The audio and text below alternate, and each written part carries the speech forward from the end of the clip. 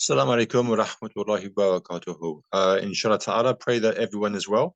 For those that have joined, and this will be a recording as well, so that can go out onto the channel, the Heartsea channel. And the reason for this particular workshop, really, and if there's anybody who's joined and you want to have an input, then inshallah ta'ala, please feel free. But I just wanted to highlight why, and also the importance of why Heartsea are focused now, or are focusing on, these 4 key projects. So the 4 key projects is bees in the city, the outdoor madrasa, establishing hubs, and then the last one was the edible ecosystems. Why is it those 4? So that's why I just wanted to sort of cover. But first and foremost, I just want to thank Sister who's in Malaysia, who have done a lot of work with, and she teaches a lot of children out there. So all of the 4 project designs that I think all of you have had, and it's there if you want them, have all been designed by a sister in Malaysia. So it's a big thanks to all of her hard work. And a picture paints 1,000 words. So to try and understand where I'm so, and also Brother Hamidul in Bangladesh, where we're sort of coming from, let's go back to Heartsea.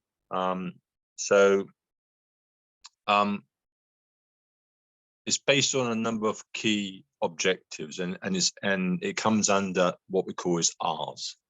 So the first priority is the rewiring, to rewire how we're being conditioned to think since the 17th and 18th century. The second R is the reconnecting with the natural world, with Allah subhanahu wa ta'ala's ayahs.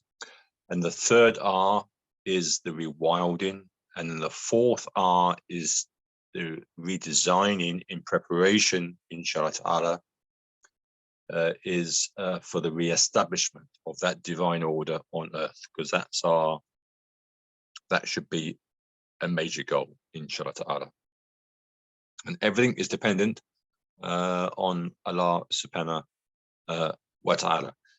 Now, when we look at the projects, bees in the city, so someone can say, well, yep, I run a beekeeping academy myself. As you know, there's beekeeping courses all over the world. And so what is the difference between beekeeping world that you can access on the internet and bees in the actual city? So what is different about the one that Heartsea offers? What about the outdoor madrasa? And the reason why we've chosen that is because it's so important. Well, of course, bees in the city are, but the outdoor madrasa, many nature-inspired activities, courses that you can access all over the world. So what's unique about the outdoor madrasa? Thirdly, to establish regional, national, global hubs. So what is that about? That's unique.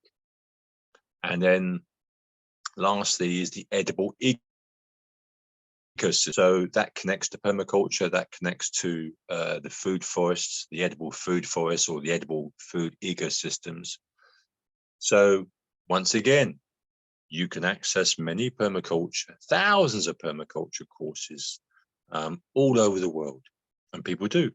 You can travel all over the world. So what is special about the one that we are doing? Because we don't say it's permaculture, we say it's the establishment of the edible ecosystems. So there are 4 projects, and if you look through the left brain hemisphere, you would think of them as 4 separate projects, but by looking them through the right brain hemisphere, they are connected.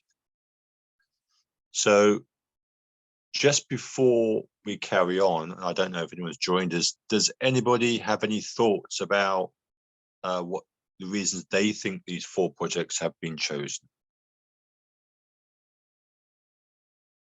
If anybody's there.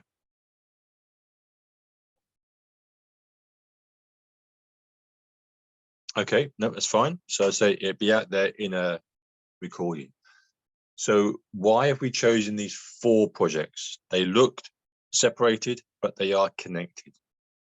Because Heart C is basically a dawah movement, and it was established, of course, as a priority to the Muslim masses around the world, but as a dawah organization, it's obviously reaching out, and it wants to reach out to as many people from different faiths, non-faith as well.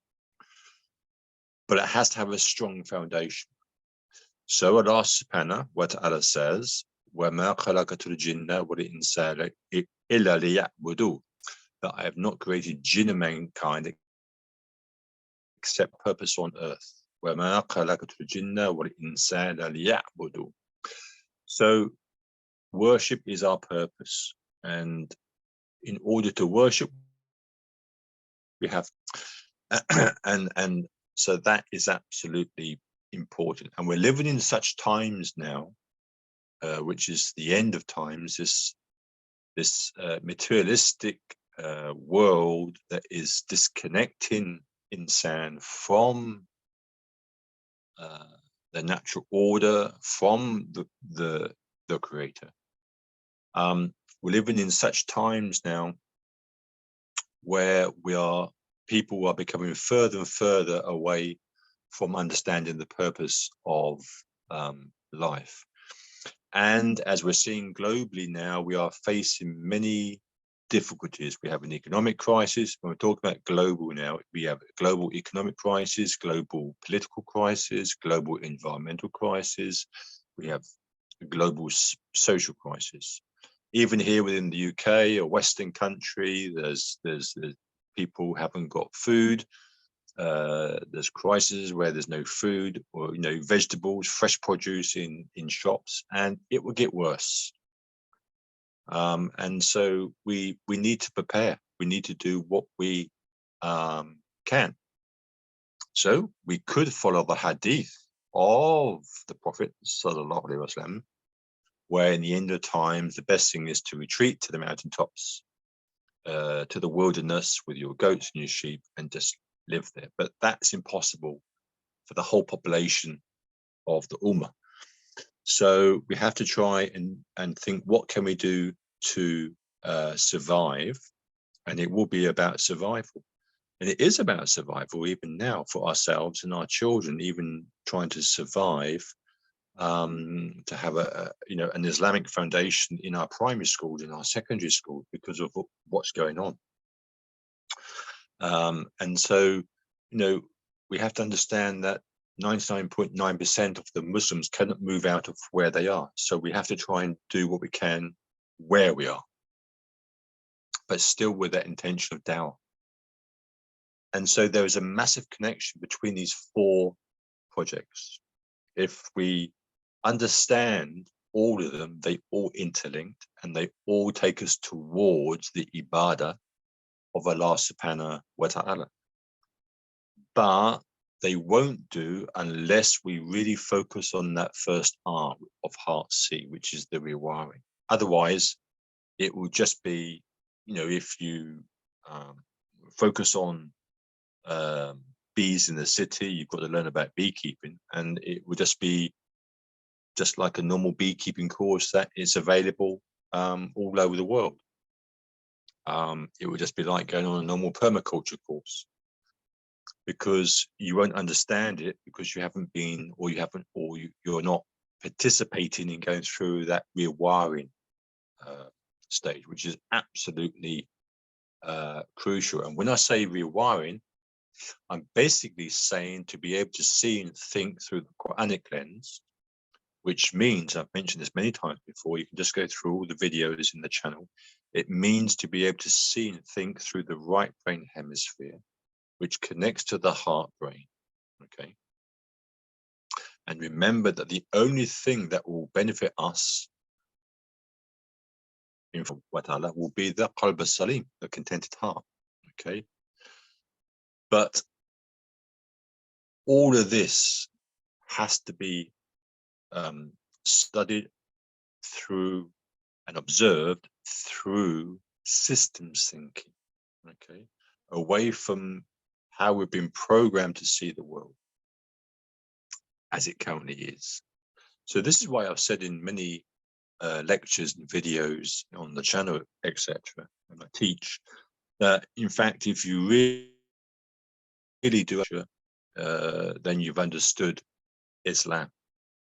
If you go to Surah Ibrahim, I think it's ayat 23, 24, which is regarding the tree, which is like a good word, a pure word. If you've understood that particular ayat through systems thinking, and you've penetrated that ayat, you've understood the whole message of Islam. You've covered the time of the Prophet's message in Mecca right through to Medina.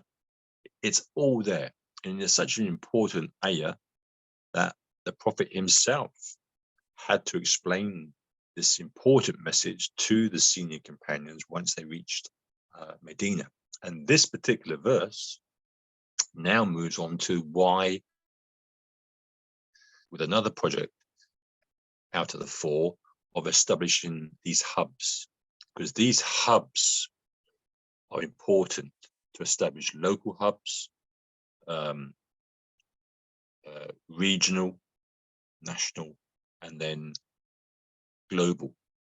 And when I talk about hubs, the reason why we've chosen hubs is because that connects to the science, which is now talking about the mother tree. That connects to Surah Ibrahim. So already we are beginning to see these 4 projects making connections. And so important, okay? So we need to establish the hives in the cities for the produce, but also to benefit from how the honeybee lives as well, okay? But if we just look at livelihood, you have 70 or 80 hives, you can become, and you can make quite a decent living. You've got your honey, you can also pollinate, and you've got all your byproducts as well. So 70, 80 hives, okay? More, of course, but 70, 80 hives are good living.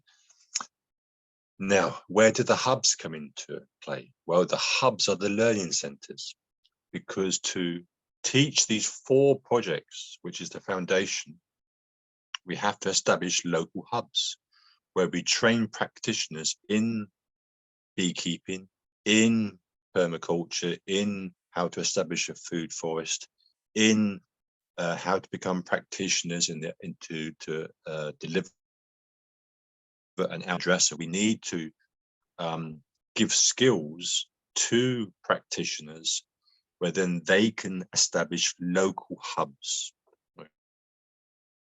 Okay, offer the courses, and then that connection happens. And then as it expands, inshallah ta'ala, then you have regional hubs where a first place, and then it expands into national and then global. So the hubs connects to Surah Ibrahim, but also aspect it connects to the study of the mother tree. And the mother tree is the key tree within a forest that connects and feeds and communicates through the network, the fungi networks, to all the trees.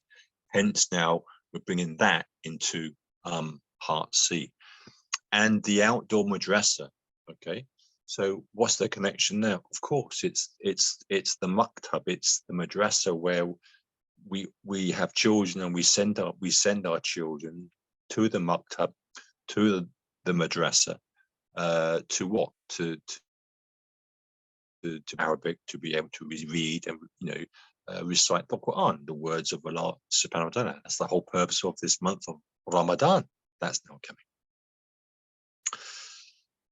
But if we go back to the revelation in the cave of Hira, that the revelation came to the prophet and he could not read or write. So what was he to read or write?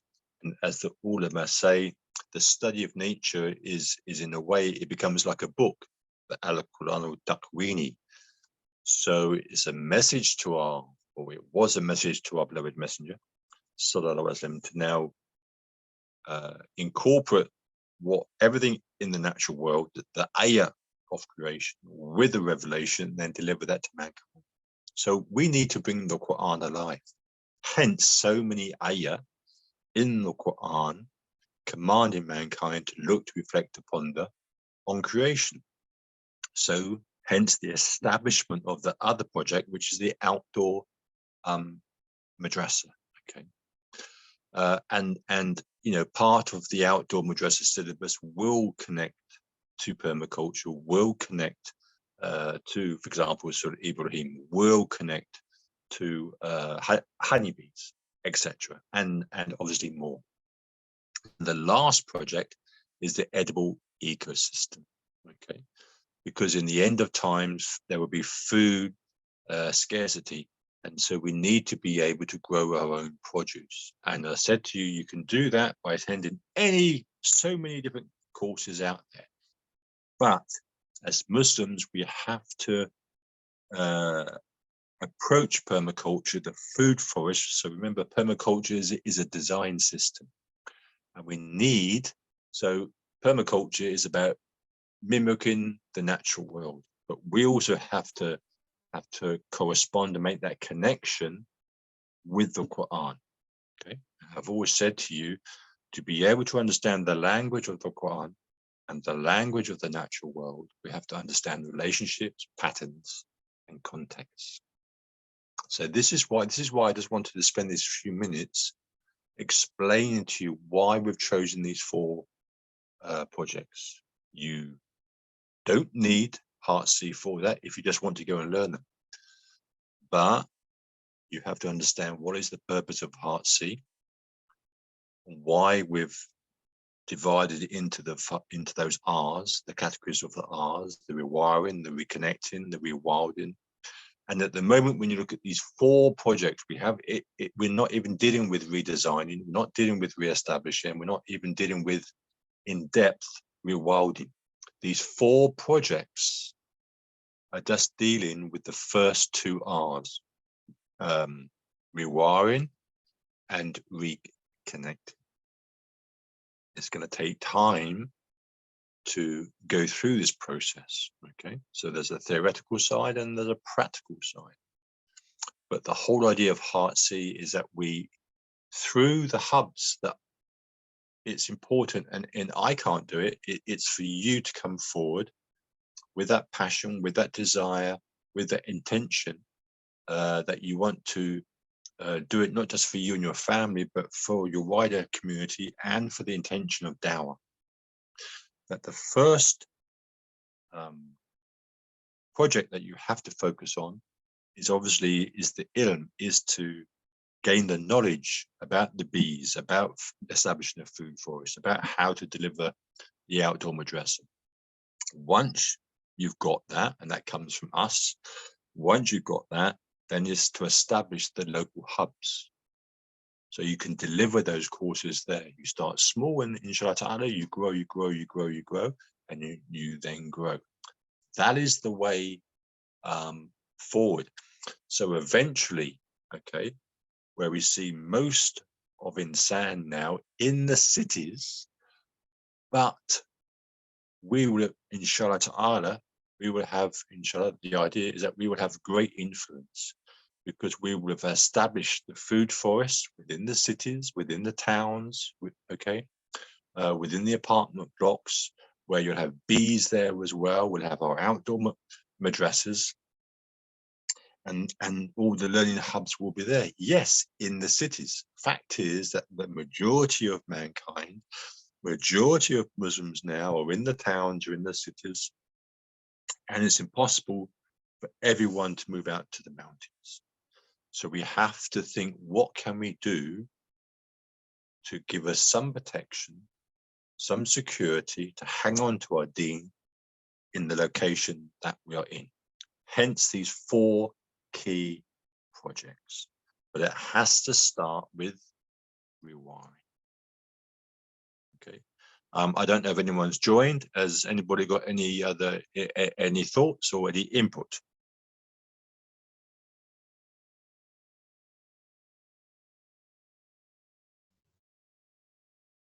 Yeah, I'm reading the book that you advised me, The Forest Unseen, and I'm halfway through it. Wa alaikum assalam, Sheikh. So I'm halfway. When you mentioned with regards to the trees being tayyib and referencing from Surah Ibrahim, in the book actually, David is mentioning that trees basically submit to the forces of the wind, nature. So, and by doing so, they actually are able to see even further, So instead of building a way to basically making stronger leaves or something like that, that will hold on to the, what's it called, twigs. They actually are just, because they prioritized being able to photosynthesize. I don't know how to say it. English is not my first language, but photosynthesis, or what you call it. They prioritize that over making stronger leaves. So the point is making is that trees are basically in a way earning from submitting to the powers of nature and the environment around them. So in a way, basically, by submitting to Allah, you will benefit yourself. That's the thing that I learned from that. So, yeah. Just add to that interest. Sorry, just tell me, did this show us a copy of that book again, brother? Just lift it up. Yeah, alhamdulillah. Yeah, alhamdulillah. Yeah, and it's true. So if we just look at the 4 projects, so as Brother Abdullah is saying, so he's talking about the tree. So the tree, okay, just go to Surah Ibrahim. The tree connects to bees in the city. So there's the pollination. There's everything so there's one connection. And then you've got the connection with trees, with food forests, permaculture patterns, and then you've got trees which connects to the outdoor madrasa, learning, for example, about Surah Ibrahim, and where Allah subhanahu wa ta'ala mentions other examples of trees as well. And so yeah, and the hubs, the whole point of the hub is to mimic this mother tree, which again connects us to Surah Ibrahim. So Jazakallah, brother. Is there anybody else that wants to have any input, if there's anybody there?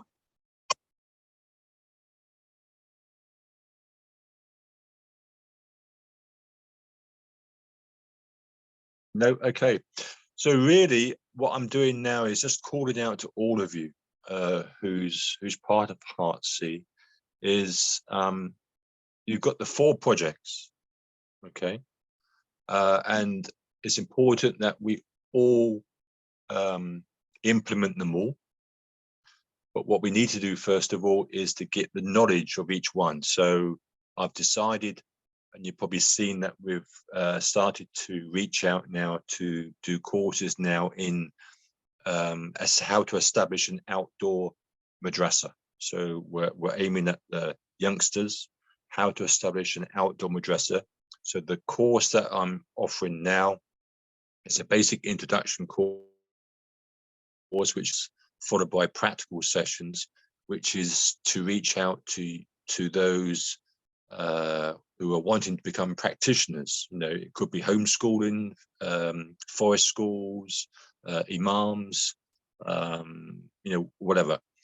So that's our first and you could be in any part of the world because we're doing it through an online course. Of course, if you're in the UK, we can do the practical element as well, where I can visit you, but we can also do a practical element in any part of the world because we can arrange it.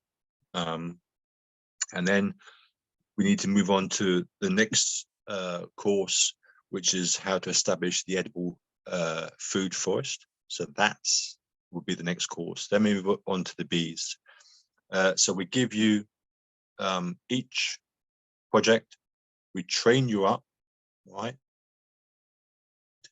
You've trained up with enough knowledge to be able to then to establish a small hub, and then I'll begin to work with you, inshallah, with Brother Hamid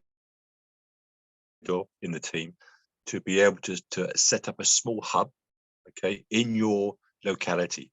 Just you can start from home, okay, where you can invite family and friends, and you can start one project. It could be the outdoor madrasa, it might be you want to do beekeeping, it might be you want to grow a food.